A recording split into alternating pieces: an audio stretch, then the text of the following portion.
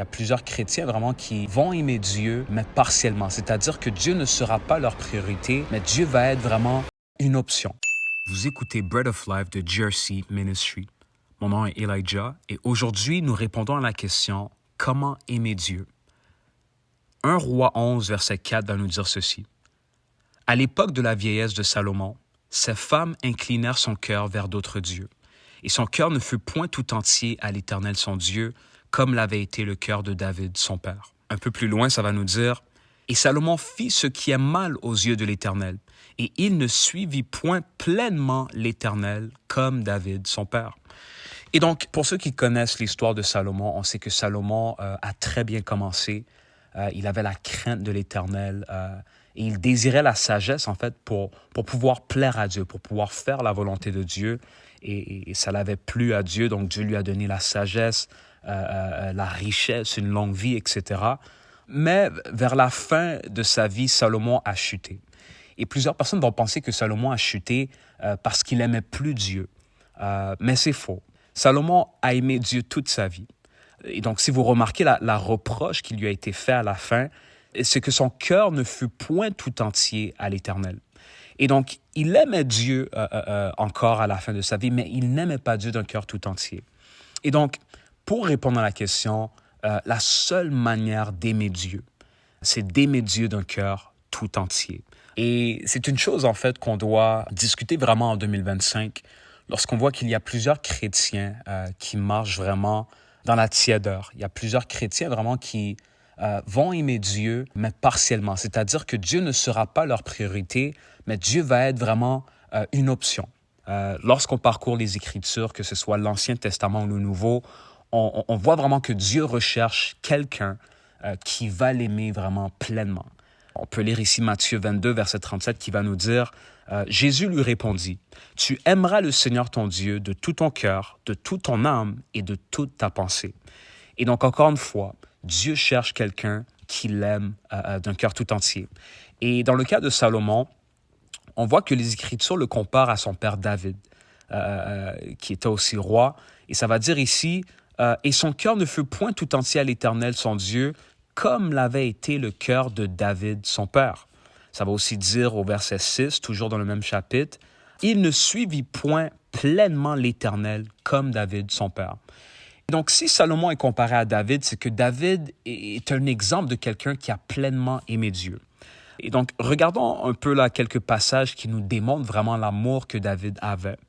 On peut lire ici Psaume 63, verset 1. « Ô Dieu, tu es mon Dieu. Je te cherche. Mon âme a soif de toi. Mon corps soupire après toi, dans une terre aride, desséchée et sans eau. » On a ici Psaume 139, versets 23 et 24. « Sonde-moi, ô Dieu, et connais mon cœur. Éprouve-moi et connais mes pensées. Regarde si je suis sur une mauvaise voie et conduis-moi sur la voie de l'éternité. » Et donc, on voit ici un homme qui a la crainte de l'Éternel. Il demande à Dieu vraiment de l'examiner afin de s'assurer qu'il est encore sur le bon chemin, afin de s'assurer qu'il plaît encore à Dieu. Vous savez, David a fait plusieurs erreurs dans sa vie. Il a commis plusieurs péchés, mais je crois fortement que ce qui a fait en sorte que la faveur de Dieu est demeurée sur lui, c'est qu'il aimait réellement Dieu. Lorsqu'il commettait un péché, il allait se repentir parce qu'il voulait vraiment garder cette relation-là avec Dieu. Sa priorité vraiment était sa relation avec Dieu. Et donc, malgré le péché, on voit vraiment que Dieu est demeuré près de lui et David est appelé comme étant l'homme selon le cœur de Dieu. Lorsque tu mets Dieu en priorité, tout le reste suit.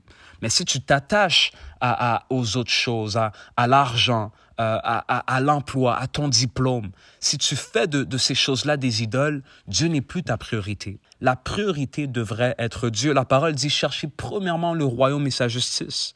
En d'autres mots, cherchez la volonté de Dieu en premier et toutes ces choses vous seront données par-dessus. Et lorsqu'on regarde la parole, on voit vraiment que tous les hommes puissants vraiment, que ce soit Daniel, Joseph, David qu'on a mentionné, Abraham, c'était tous des gens qui aimaient Dieu d'un cœur tout entier. Et c'est pourquoi la faveur de Dieu les accompagnait dans tout ce qu'ils faisaient.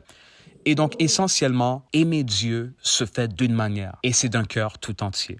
Et donc, ceci est vraiment un encouragement pour chacun d'entre nous. Si tu désires vraiment faire la volonté de Dieu, si tu désires vraiment te rapprocher de Dieu, examine ta vie. Regarde vraiment ce qui est autour de toi. Regarde si tu as d'autres priorités. Regarde vraiment s'il y a des conflits avec ta relation avec Dieu. Qu'est-ce qui prend la majorité de ton temps? Et en commençant à examiner ta vie, tu peux voir vraiment si tu as d'autres priorités, si tu as des idoles dans ta vie. Et à ce moment-là, Dieu va commencer à te révéler vraiment les choses qui prennent trop de place. Et c'est là que le ménage doit être fait pour que l'ordre soit rétabli. Je crois vraiment qu'en 2025, Dieu veut élever une génération vraiment qui l'aimera d'un cœur tout entier, afin qu'on puisse vraiment marcher dans sa puissance. Marcher vraiment à un autre niveau vraiment de démonstration de puissance, afin vraiment que les gens puissent désirer Dieu et suivre Dieu par ce qu'il fera dans nos vies. Et donc, nous allons prier pour demander à Dieu vraiment de nous montrer nos cœurs, de nous exposer vraiment s'il y a quoi que ce soit qui prend trop de place, afin qu'on puisse revenir à un point où est-ce qu'on l'aime d'un cœur tout entier. Prions. Seigneur Jésus, nous te disons merci. Merci de ce que tu nous révèles aujourd'hui, Seigneur Père, l'importance de t'aimer d'un cœur tout entier. Tu veux, Seigneur Père, qu'on te suive pleinement.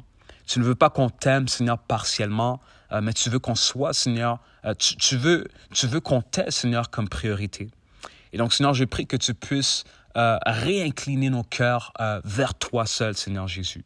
Comme Matthieu 22, verset 37 va le dire, on veut t'aimer, Seigneur Père, de tous nos cœurs, Seigneur Père, de toute notre âme, de toutes nos pensées, afin que tu puisses te manifester pleinement dans nos vies et afin qu'on puisse voir ta gloire, Seigneur Père, afin qu'on puisse être efficace, Seigneur Père, dans l'avancement de ton royaume.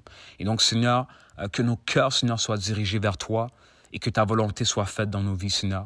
Je prie pour tous ceux qui écoutent, touche leur cœur, Seigneur Père, que ce feu, Seigneur, puisse augmenter dans leur vie et essentiellement que ta volonté soit faite dans chacune de leurs vies, Seigneur Père. C'est au nom de Jésus que je te prie. Amen.